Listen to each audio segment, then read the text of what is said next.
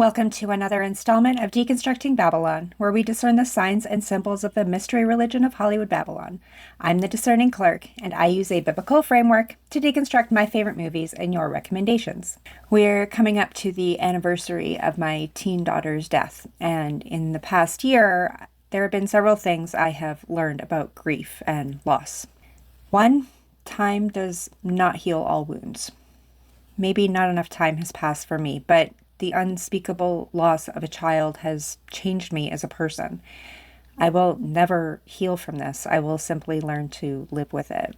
Two, grief is not linear, and the stages of grief are not complete. The emotion I feel most often is actually jealousy. I get so insanely jealous of seeing mothers with their daughters, of hearing of other teens and their achievements, and I want that so desperately for my daughter.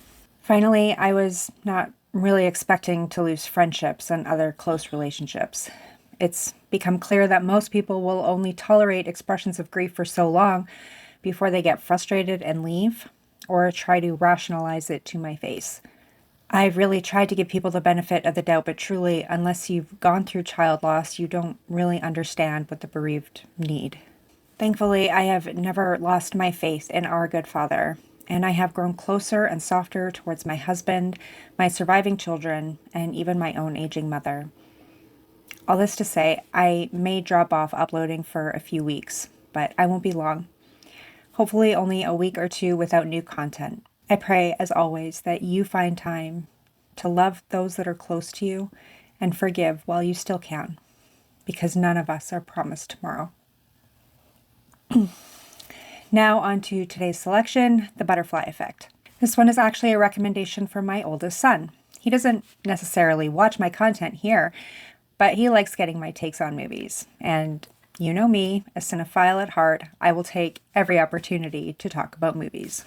The Butterfly Effect was released in 2004 and receives an average IMDb rating of 7.6 out of 10. Rated R, but I'm pretty sure the director's cut is unrated. I'm breaking down the theatrical release, but if you can, I highly recommend watching the director's version.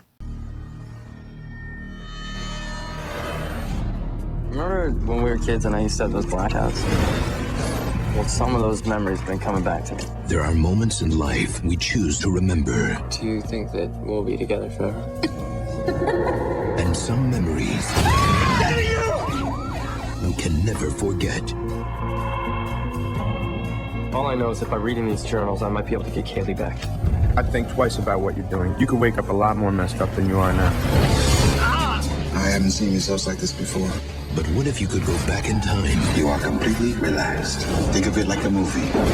You can pause, rewind, or slow down. Could you save the one person that mattered the most? Honey, are you all right? You? Incredible. I lost you once, and I'm not losing you again. Evan, you never lost me. What are you talking about? You got nice life. You stay away from us.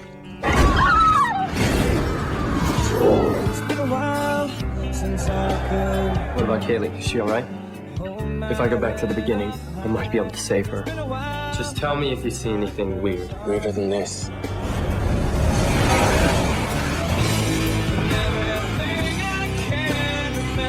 Kaylee, that you were happy once.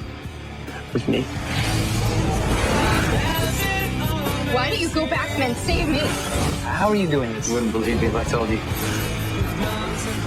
You can't change who people are without destroying who they were. Every time I try to go back in time and help someone, everything just goes wrong. Oh my God, what did we do? You can't play God.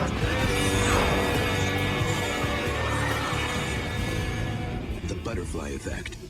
Obviously, I'm not a huge fan of Ashton Kutcher as an actor or as a person, though I don't know him personally. But this is probably one of his best roles of his career, though another actor in the role would not have taken away from the uneasiness that this film creates. Without further ado, let's see what they show us in The Butterfly Effect. We are first shown a definition of chaos theory, a justification for the title. Essentially, one small change in time and space can cause more damage than anyone could plan for. Right away, we meet Evan Treborn, a bearded patient who breaks into a locked office and grabs a banker's box of his possessions. He starts to write a cryptic note as security guards search for him. But if I can somehow go back to the beginning of all of this, I might be able to save her. Butterfly wings flutter, which turns into a brain scan. I'm fairly certain this is where we get the label Monarch program, the MK Ultra mind control. Suddenly, we are 13 years earlier in a charming suburb with kids riding bikes as a younger Evan plays with his dog. We quickly learn that Evan's mom, Andrea, is a single parent and she's doing the best she can. I'm not so bad, am I? Evan's teacher demands to show Andrea some of Evan's work, and immediately in the classroom we are shown depictions of outer space and a globe Earth. Cannot stop the propaganda. The artwork shown to Andrea is disturbing, but also very mature in terms of ability. When I asked Evan about the drawing, well, he couldn't remember doing it. Sometime later, Andrea brings Evan to a place called Sunnyvale Institution, and 7-year-old Evan is reluctant. They run a gamut of diagnostic tests, and Andrea makes a comment about his father's illness. The doctor recommends Evan keeps a daily journal with his lapsing memory. So Evan records his visit with friends Kaylee and Tommy and their dad. I will meet their father and see what a real dad is like. Andrea briefly leaves the room, and when she returns, Evan is ominously holding a large kitchen knife, but has no memory about it. Evan gets to his friend's house, and their dad, George, seems nice. Kaylee is excited about a new video camera, but Tommy seems angry. Evan loses memory again and comes to in the basement. Where am I? Andrea brings Evan to visit his father, and it seems like Evan has either never met him or doesn't remember him. Jason Treborn is a long-term patient at the same Sunnyvale institution and is actually a dangerous psychopath, or so they want us to believe. It's okay, I won't bite. Evan blacks out again during this meeting, and his own father is choking him when he wakes up. The violent interventions on Jason cause him to die. The Lord bless him and keep him. The Lord make his face to shine upon him and be gracious unto him and give him peace. An interesting verse to use at a funeral, as this is the priestly blessing. Cut to 6 years later, which is still 7 years removed from where we began, Evan is now 13 years old. He's still friends with Kaylee and Tommy, and they're back in the bad news basement, smoking cigarettes and flipping through Hustler magazine with their other friend Lenny. They head out for mischief and mayhem after Tommy finds an explosive. You got balls, man. As the friends wait for the bang in the mailbox, Evan blacks out again, loses time, and wakes up in the woods. Where are we? Oh my God, what did we do? Lenny is frozen, unable to move, unable to speak. Evan doesn't remember, and Kaylee and Tommy aren't talking about it.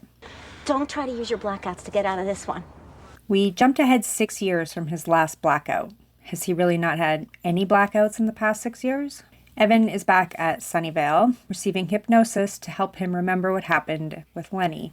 But as he tries to fill in the blanks of his memory, he gets a bad nosebleed. What happened? Did it work? Evan, Kaylee, and Tommy go to a movie together, and in the theater lobby, I noticed a checkerboard. Seems like an odd place for that. Tommy gets angry at Evan for asking about the mailbox again, and we get a black and white movie reel behind him. That's more appropriate for the setting, but it's still duality. The young teens sneak into Seven, an R-rated movie about a serial killer following the 7 deadly sins according to Tertullian and the Roman Catholic Church. You really don't remember anything that happened? You're so lucky. When Kaylee and Evan share their first kiss, Tommy really loses it. He seems to get a lot of joy from harming others, but it's really a release of the aggression done to him at the hands of his father. Can't believe Tommy's still pissed at me. Andrea tells Evan they are moving away, a chance at a fresh start in a new place where no one knows them. Kaylee and Evan go to see Lenny to break the news that Evan is moving away, but also to make sure their friend is okay. He isn't. The three find Tommy in a junkyard, and the troubled boy has taken Evan's dog and threatens to kill him in a vicious and terrible way. Tommy swings a 2x4 at Evan, but hits his sister instead. Evan loses time, and when he wakes up, it's too late. And then it's too late for Kaylee to say goodbye to Evan as the U-Haul drives away. We jump ahead another 7 years, and now we're back where we started. Evan is 20 and is thriving in university. He took the psych major, complete wise ass. Evan declares to his dorm mate, Thumper, that it's been 7 years with no blackouts. But he's kept his journals from his youth and childhood. Suddenly, reading what he wrote all those years ago brings him back. Are you okay? Just like that, Evan is 13 years old, back in the junkyard when Tommy killed his dog. It's okay. It was just a dream. Didn't feel like a dream.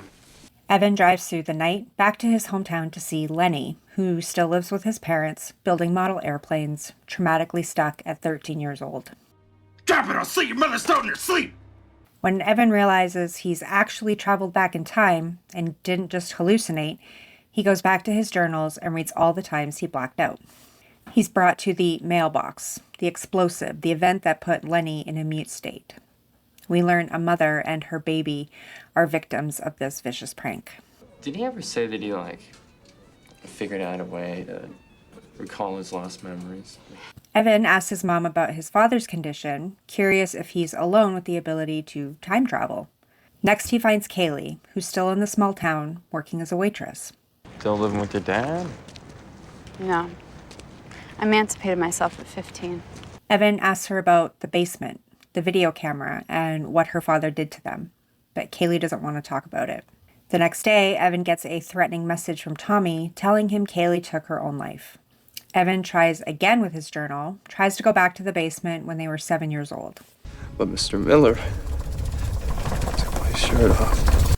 In the body of a child, Evan the adult intervenes with Kaylee and Tommy's dad. And when he wakes up, he's not in his dorm room. And Kaylee's not dead. He seems to have retained all the memories of his former life while his brain rearranged with a flood of new memories. Do you remember when your dad got that video camera? Evan changed his life much more than just his clothes. His mom has remarried, his old dorm mate Thumper doesn't like him, and he's not the stellar student he was before. Did you study for this?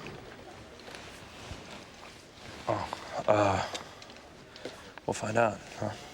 Evan is in a fraternity now, and I couldn't help but notice the blue and yellow in the clothes between him and his frat brother. Besides the checkerboard floor in Kaylee's sorority, this is the first sun and moon symbolism I've seen so far.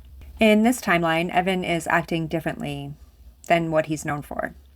But this version of Evan isn't different than who he was before. Kaylee's brother Tommy still doesn't approve of Evan dating his sister, and Tommy still has violent tendencies. You turned out just fine. My father never laid a hand on me.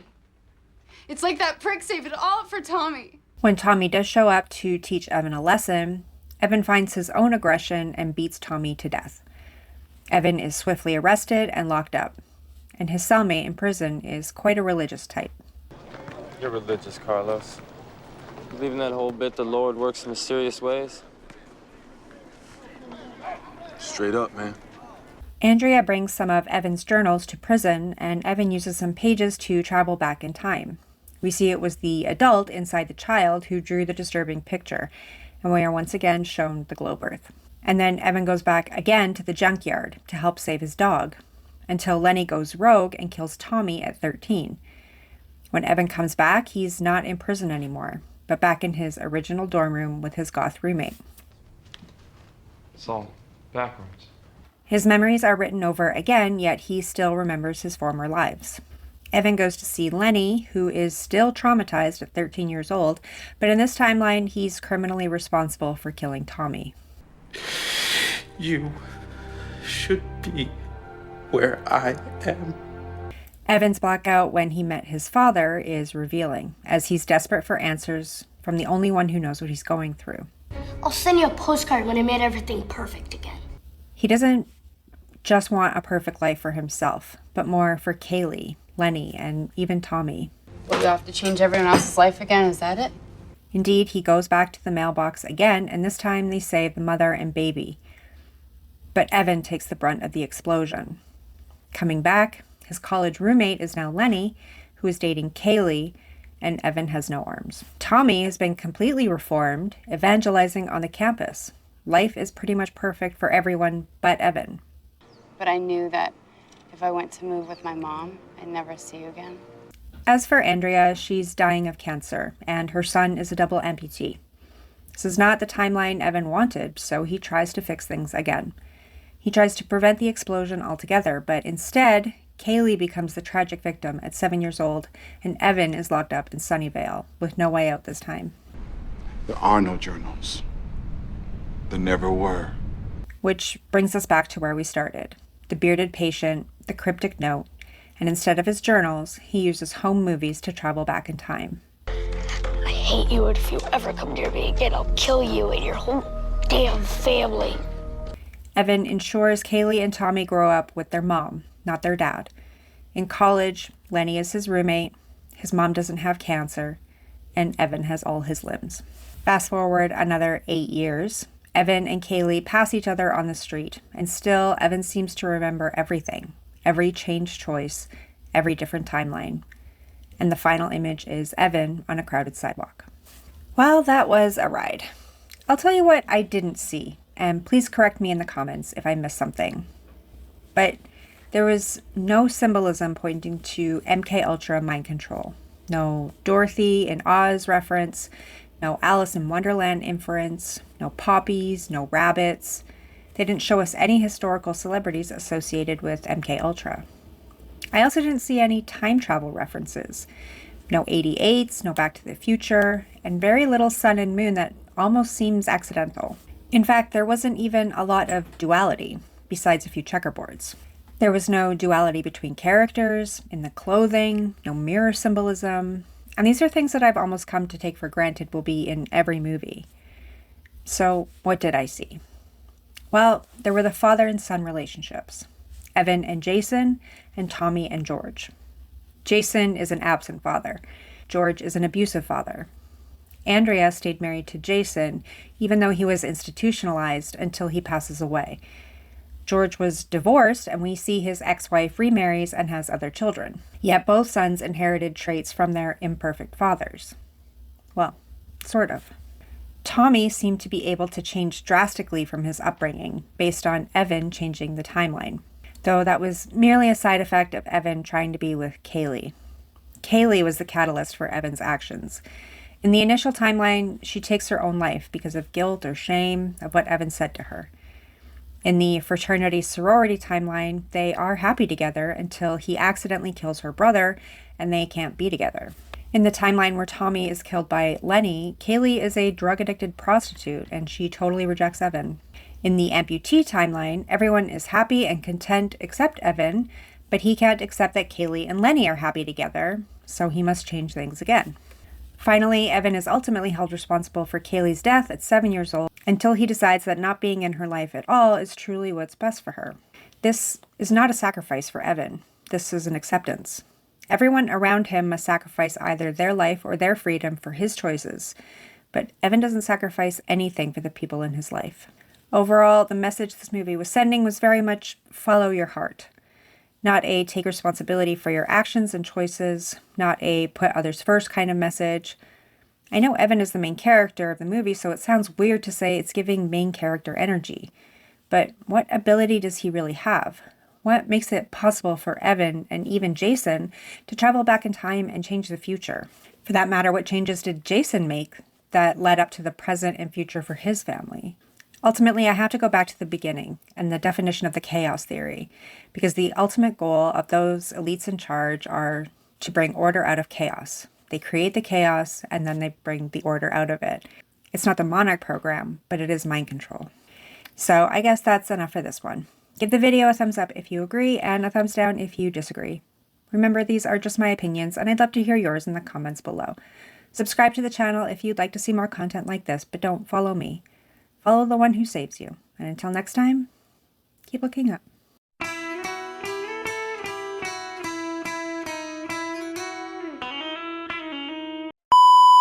Alright, I'm gonna go wait in the car. Light in here is kind of bugging my eyes, so.